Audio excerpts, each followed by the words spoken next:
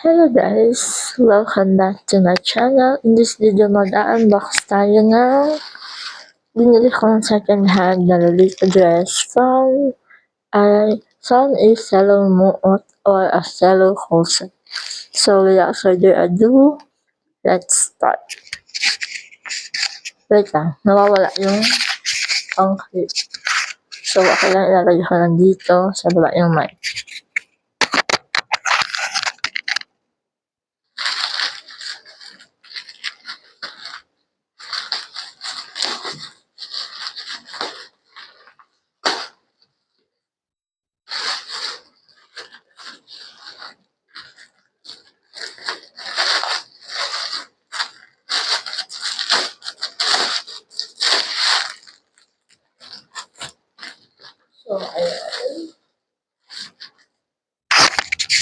So, ayan, may lalagyan siya.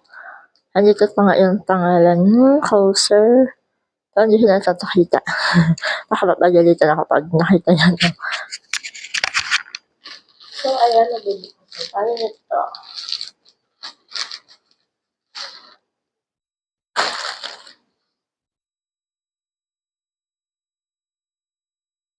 This is the inner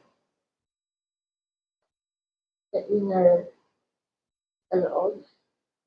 Inner part ng dress.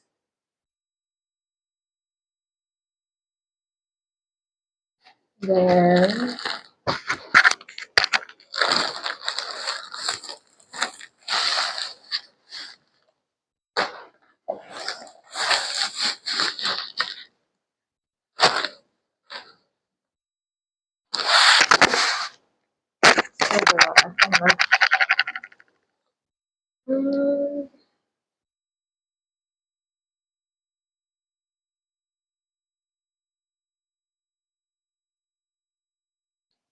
hindi na ako mag-inner kasi ano na din. And this is the dress. The little dress. And the last part.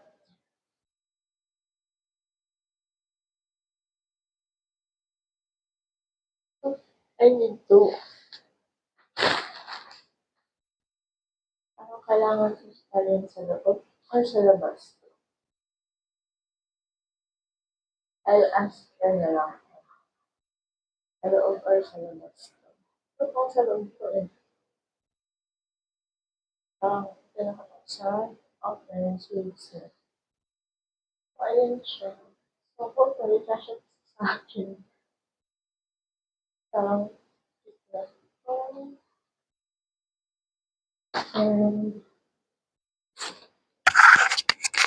ito yung details na.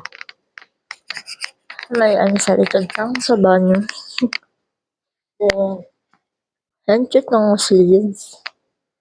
I'm just curious kung kailangan ko pa mag-tetikoat dito. Para